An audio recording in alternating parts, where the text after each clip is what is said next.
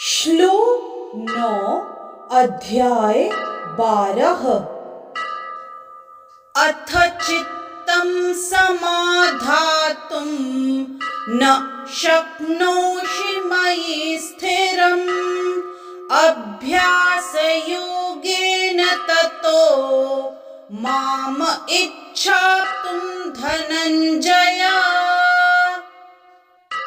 इस श्लोक में श्री कृष्ण अर्जुन को कहते हैं, हे अर्जुन, हे धनंजय, यदि तुम अपने चित्त को अविचल भाव से मुझ पर स्थिर नहीं कर सकते तो तुम भक्ति योग के विधि विधानों का पालन करो। इस प्रकार तुम मुझे प्राप्त करने की चाह उत्पन्न करो। यदि इस श्लोक का विस्तार करें तो इस श्लोक में भक्ति योग की दो पृथक पृथक विधियां बताई गई हैं। पहली विधि उस व्यक्ति पर लागू होती है जिसने दिव्य प्रेम द्वारा भगवान कृष्ण के प्रति वास्तविक आसक्ति उत्पन्न कर ली है। दूसरी विधि उसके लिए है जिसने इस प्रकार से भगवान कृष्ण के प्रति आसक्ति नहीं उत्पन्न की। इस द्वितीय श्रेणी के लिए नाना प्रकार के विधि विधान हैं जिनका पालन करके मनुष्य अंततः कृष्ण आसक्ति अवस्था को प्राप्त हो सकता है। भक्ति योग इंद्रियों का परिष्कार संस्कार है। संसार में इस समस्त सारी इंद्रियां सदा अशुद्ध हैं क्योंकि वे इंद्रिय तृप्ति में लगी हुई हैं। लेकिन भक्ति योग के अभ्यास से ये इंद्रियां शुद्ध की जा सकती हैं और शुद्ध हो जाने पर वे परमेश्वर के सीधे संपर्क में आ जाती हैं। इस संसार में रहते हुए मैं किसी अन्य स्वामी की सेवा में रत हो सकता हूँ, लेकिन मैं सचमुच उसकी प्रेम पूर्ण सेवा नहीं करता। मैं केवल धन के लिए सेवा करता हूँ और वह स्वामी भी मुझसे प्रेम नहीं करता। वह मुझसे सेवा कराता है और मुझे धन देता है। अतएव प्रेम का प्रश्न ही नहीं उठता। लेकिन आध्यात्मिक जीवन के लिए मनुष्य को प्रेम की शुद्ध अवस्था तक ऊपर उठना होता है। यह प्रेम अवस्था इन्हीं इंद्रियों के द्वारा भक्ति के अभ्यास से प्राप्त की जा सकती है।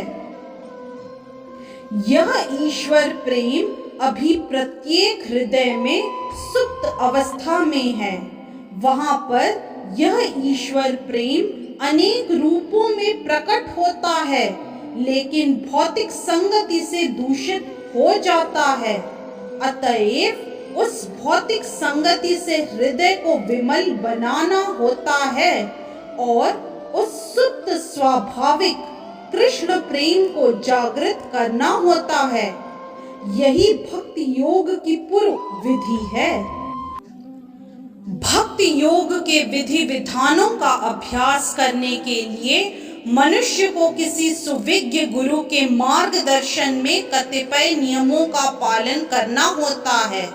यथा ब्रह्म मुहूर्त में जागना, स्नान करना, मंदिर में जाना तथा प्रार्थना करना एवं हरे कृष्ण कीर्तन करना, फिर अर्चा विग्रह पर चढ़ाने के लिए फूल चुनना, अर्चा विग्रह पर भोग चढ़ाने के लिए भोजन बनाना, प्रसाद ग्रहण करना आदि ऐसे अनेक विधि विधान हैं जिनका पालन आवश्यक है।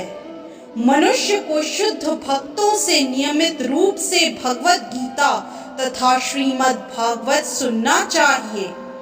इस अध्याय से कोई भी ईश्वर प्रेम के स्तर तक उठ सकता है और तब भगवत धाम तक उसका पहुंचना ध्रुव है।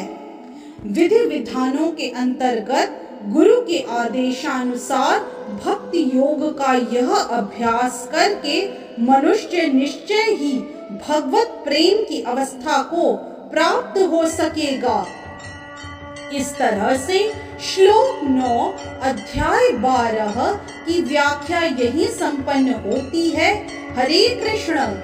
यदि आज का वीडियो आपको पसंद आया तो कृपया लाइक, सब्सक्राइब, कमेंट और शेयर करना न भूलें। चैनल का नाम है मिस्टिक फेथ।